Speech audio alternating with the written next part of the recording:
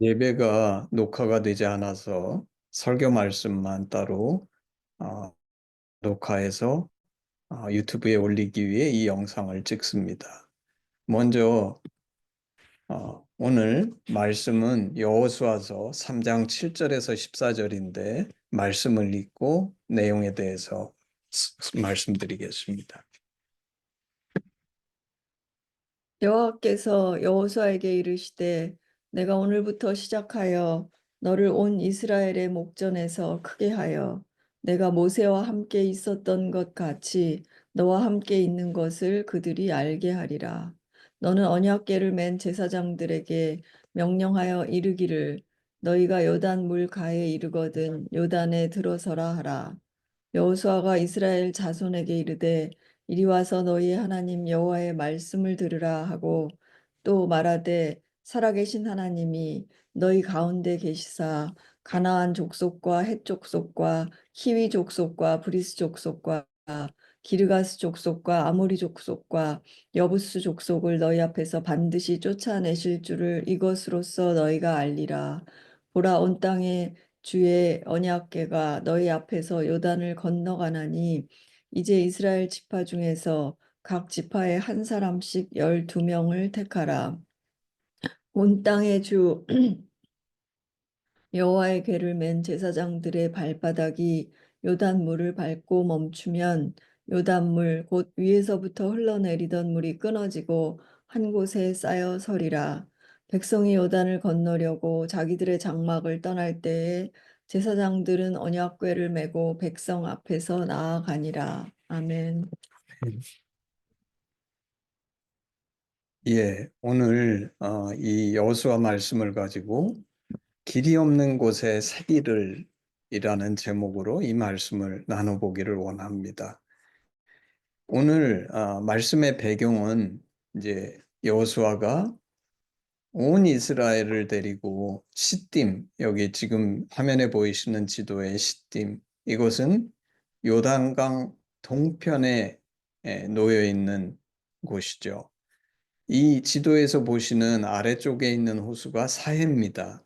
그리고 그 사해 요 위쪽 사해로부터 북쪽으로 쭉 나 있는 강이 요단강이죠. 그 옆에 있는 것들은 요단강으로 흘러 들어오는 지류들이고, 그리고 이 요단강을 쫓아가게 되면 북쪽에 갈릴리 호수가 있어서 갈릴리 호수로부터 사해까지 이루어지는 이 오는 강이 요단강입니다. 근데 이 시딤에서 이 왼쪽 편, 요단강 왼쪽 편에 보이는 여리고성으로 가려 그러면 가장 빠른 길은 이 요단강을 건너가는 것이죠. 그래서 그런 지리적 배경을 가지고 이제 오늘 말씀을 나누겠습니다. 오늘 지도에서 보여드린 것처럼 시딤에서 여리고성까지 가는 이 길은 사실 지금 같으면 무슨 다리가 있거나 아니면 큰 배가 있어서 건너주면 건너갈 수 있겠지만 당시에는 결코 쉽게 건너갈 수 없는 길입니다. 만약에 혹시 이것이 이스라엘이 남자들로만 이루어진 군대다. 그러면 어떻게 물살이 세지 않은 좋은 얕은 곳을 찾아서 건널 수도 있겠죠. 그리고 아마도 여호수아 2장에 등장한 정탐꾼 2명은 분명히 헤엄을 쳐서 건넜을 것입니다. 그렇지만 지금 여호수아가 데리고 가야 되는 이스라엘은 군대만이 아니고 어린아이, 여인들, 가축, 온갖 살림살이를 거느리고 같이 가는 정말 온 이스라엘이 함께 가야 하는 길이기 때문에 이 길은 쉽게 건널 수 있는 길이 아니죠. 7절, 오늘 말씀의 7절, 여호와께서 여호수아에게 이르시되 내가 오늘부터 시작하여 너를 온 이스라엘의 목전에서 크게 하여 내가 모세와 함께 있었던 것 같이 너와 함께 있는 것을 그들이 알게 하리라. 오늘 이스라엘이 요단을 건너는데 이 사건의 첫 번째 목적이 무엇이냐면 하나님께서 오늘부터 시작하여 여호수아를 온 이스라엘의 목전에 크게 하여 당신이 모세와 함께 있었던 것 같이 여호수아와 함께 있는 것을 이스라엘 백성으로 알게 하기 위해서다. 이렇게 써 있습니다. 다음 주 월요일, 미국 시간으로 월요일이 트럼프 대통령의 취임식이죠. 마치 대통령의 취임식처럼 여호수아에게 있어서 이 사건은 일종의 여호수아가 이스라엘의 리더로서 온전히 쓰게 되는 취임식 같은 사건이 되죠. 이 사건은 여호수아를 이스라엘 리더로 세우는 사건이었고, 여호와 하나님께서 여호수아에게 함께 하신다는 것을 보여주시는 사건이라는 것입니다. 리더는 분명한 역사적 사건, 눈에 보이는 실제를 통해서 사람들의 리더가 되는데, 이 사건이 그런 사건이라는 것이죠. 8절, 너는 언약궤를 맨 제사장들에게 명령하여 이르기를 너희가 요단 물가에 이르거든 요단에 들어서라 하라. 이 기적적인 사건은 하나님께서 하시는 역사지만 명령은 누가 내립니까? 여호수아가 내립니다. 주님은 여호수아에게 언약궤를 맨 제사장들한테 명령해서 요단 물가에 이르거든 요단에 들어서라라고 명령하라고 하십니다. 요단 물가에 이르렀을 때 망설이거나 다른 명령을 기다릴 필요가 없고 그냥 들어서라는 것입니다. 사실 요단강에 그냥 들어서는 것 자체는 그렇게 어렵지 않을 수 있지만 믿지 않으면 결코 할 수 없는 행동입니다. 요단강이 눈앞에서 철철 넘쳐나는데 그 물에 발을 들이고 서는 것은 믿지 않으면 불가능한 거죠. 제 아내는 발목이 넘는 물에는 들어가지 않는데 제 아내 같은 사람한테는 정말 너무 어려운 일일 것 같습니다. 오늘 이 요단강에 들어가라는 언약궤를 맨 제사장이 누굽니까? 바로 우리가 아닙니까? 내가 말씀과 믿음의 언약궤를 메고 오늘 주님의 말씀에 순종해서 우리는 오늘 하루하루를 살아가고 있죠. 그렇다면 저는 당신에게 이 질문을 하고 싶습니다. 오늘 기꺼이 요단강 물에 들어갈 준비가 돼 있습니까? 9절 10절 여호수아가 이스라엘 자손에게 이르되 이리 와서 너희의 하나님 여호와의 말씀을 들으라 하고 또 말하되 살아계신 하나님이 너희 가운데 계시사 가나안 족속과 헷 족속과 히 족속과 브리스 족속과 기르가스 족속과 아모리 족속과 여부스 족속을 너희 앞에서 반드시 쫓아내실 줄을 이것으로서 너희가 알리라. 오늘 이 요단강이 멈춰서는 기적의 두 번째 목적은 본문에서 살아계신 하나님이 너희 가운데 계셔서 가나안의 그 모든 족속들을 너희 앞에서 반드시 쫓아낼 것을 이것 때문에 너희가 알게 될 거다. 다시 말해서 이스라엘한테 믿음을 주시기 위해서 이 기적을 행하신다는 것입니다. 사실 이스라엘은 이제까지 준비된 군대가 아닙니다. 전쟁을 치러 온 군대가 아니라 그냥 광야를 40년 걸어온 사람들일 뿐입니다. 우리가 아는 것처럼 출애굽한 이스라엘 1세대는 광야에서 애굽을 구려하면서 하나님께 불평하다가 여호수아하고 갈렙만 빼고 모두 광야에서 죽지요. 지금 있는 사람들은 2세대인데 이들은 가나안 전쟁을 치르기 위해서는 이들에게 무엇이 필요했냐면 자신들을 뛰어넘는 그 퀀텀, 비약적인 점프가 필요했죠. 오늘 주님은 요단강을 마른 땅으로 건너는 이 기적을 통해서 이 놀라운 점프, 비약적인 변화를 이루는 사건으로 사용하셨다는 것입니다. 이 사건을 통해 이스라엘에게 믿음이 생기고 이 이스라엘 사람들이 하나님의 군대로 전환이 되지요.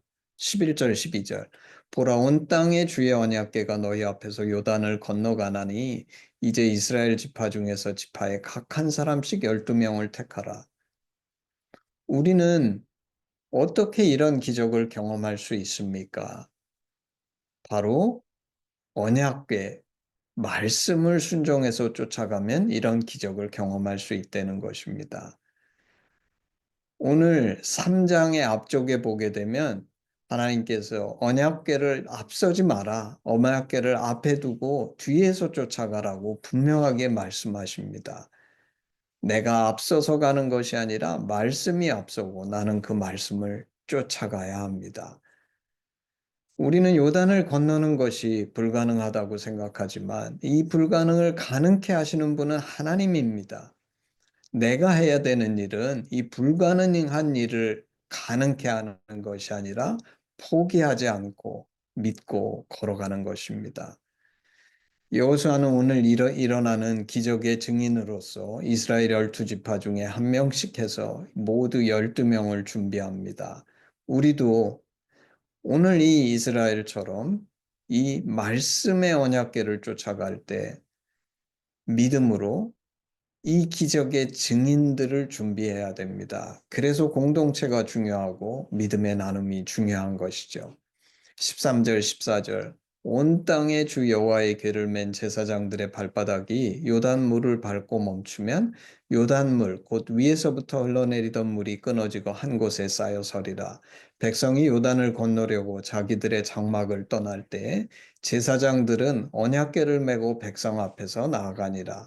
말씀처럼 여호와의 궤를 맨 제사장들의 발바닥이 요단물을 밟고 서니까 요단물이 저 상류의 한 곳에 쌓여서 서는 일이 벌어지고 오늘 본문에 없지만 뒤에 17절에는 모든 백성이 요단을 건너가기를 마칠 때까지 모든 이스라엘은 그 마른 땅으로 건너갔더라라고 기록되어 있습니다.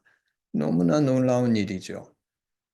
그렇지만 저희가 이렇게 생각해 보면 이스라엘은 처음 출애굽을 했을 때도 홍해를 마른 땅같이 건넜고 오늘 이 본문에 등장하는 이 이스라엘 2세대는 그때 모두 나지 않은 것은 아니었겠지만 그래도 너무 어린아이였기 때문에 이것을 제대로 경험하지 못한 이 이스라엘 2세대들이 오늘 요단을 마른 땅으로 건너가게 된 것입니다.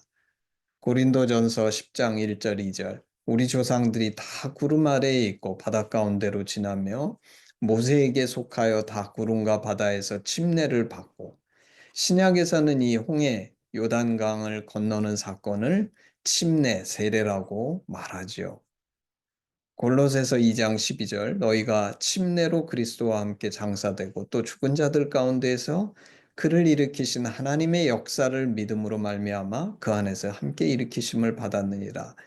이 세례, 침례는 내가 물에 들어가 예수 그리스도와 함께 장사되고 또 그 물에서 나올 때에 죽은 자들 가운데에서 내가 일으키심을 받았다는 그 부활의 의미가 담겨 있죠.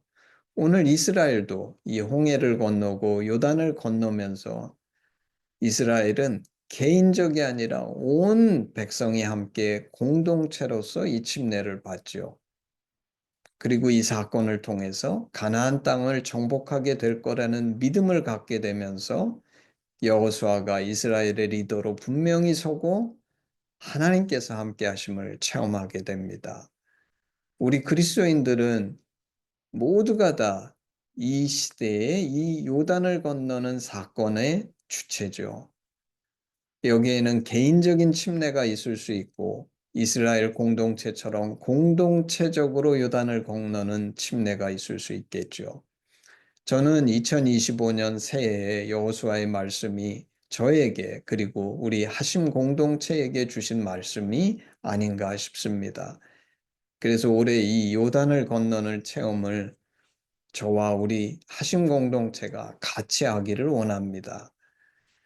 오늘 이스라엘이 가나안 정복의 이 새 역사를 쓰는 첫 시작인 요단강을 어떻게 건너갔는지 우리 다시 한번 정리하면서 생각해 보기를 원합니다.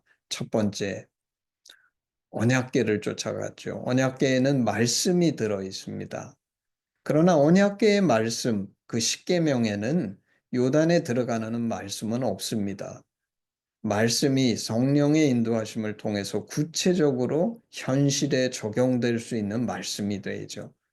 그래서 말씀이 성육신하여 나의 실제의 삶과 환경에 적용될 수 있는 명령이 되어야 하고 하나님은 이스라엘은 이 하나님의 명령을 쫓아갔습니다. 올해는 우리에게 이런 성령의 인도하심이 있는 한 해가 되기를 주님의 이름으로 축복합니다. 두 번째, 이스라엘은 길이 아닌 길을 갔습니다. 길이 있어서 간 것이 아니라 말씀이 가라고 하니까 갔고, 가다가 요단강이란 장애물을 만났을 때 후퇴하거나 망설이지 않고 성령의 인도하심을 따라 걸어 들어가니까 물이 멈추는 놀라운 기적이 일어났습니다. 제가 돌이켜 보니까 부르심을 받고 살아온 삶이 길이 아닌 길을 가는 것을 연습하는 삶이었던 것 같습니다. 좁은 문으로 들어가라는 말씀은 길이 있는데 좁은 길로 가라는 말씀일 수도 있겠지만, 길이 없는데, 길이 보이지 않는데 믿음으로 그 길을 가라는 것이라고 저는 믿습니다. 올해는 길이 없는 곳에 새 길을 만드는 그런 한 해가 되기를 주님의 이름으로 축복합니다. 세 번째, 두려움을 극복해야 합니다. 명령을 받은 이스라엘에게는 두려움이 없었을까요? 아마도 온갖 두려움이 있었을 것입니다. 기껏 가서 돌아가야 하는 건 아닐까? 요단에 들어갔는데 물이 그대로 있으면 어떡하지? 이런 온갖 두려움이 있었을 것입니다. 나는 수영도 못하는데. 사실 사해로 돌아가는 것이 인간적으로 더 타당하고 합리적인 길이었다고 보여졌을 것입니다. 시간이 조금 더 걸리는 거지 목표를 포기하는 것도 아닙니다. 얼마든지 자신들의 두려움을 합리성으로 포장해서 사회를 돌아가고 싶었을 것입니다. 그러나 오늘 말씀은 인간적인 합리성이 우리의 선택이 아니라 성령의 인도하심이 우리의 선택임을 보여줍니다. 올해는 두려움에 눌려서 회피하고 도망가는 삶이 아니라 두려움을 믿음으로 극복하는 한 해가 되기를 세 번째 축복합니다. 네 번째, 오늘 말씀은 이 선택과 경험을 통해서 이스라엘이 앞서서 하나님께서 굳이 요단을 건너가게 하신 이유가 무엇인지를 깊이 깨닫게 합니다. 하나님이 우리와 함께 하심을 깨닫게 되고, 여호수아가 이스라엘의 진정한 리더가 될 뿐만 아니라 앞으로 요단 서편의 가나안 땅을 얻게 되리라는 이 분명한 믿음이 생긴 것입니다. 이것은 공동체의 사명의 확신이었고, 그리고 앞으로 이들이 누릴 하나님의 축복에 대한 확신이었습니다. 기도하기는 우리도 올 한 해 이스라엘처럼 한 걸음 한 걸음 말씀과 성령의 인도하심을 쫓아가면서 새 길을, 길이 없는 곳에 새 길을 개척하고 하나님의 동행하심과 더 분명한 믿음의 성장이 있는 그런 축복된 한 해가 되기를 주님의 이름으로 축복합니다. 아멘.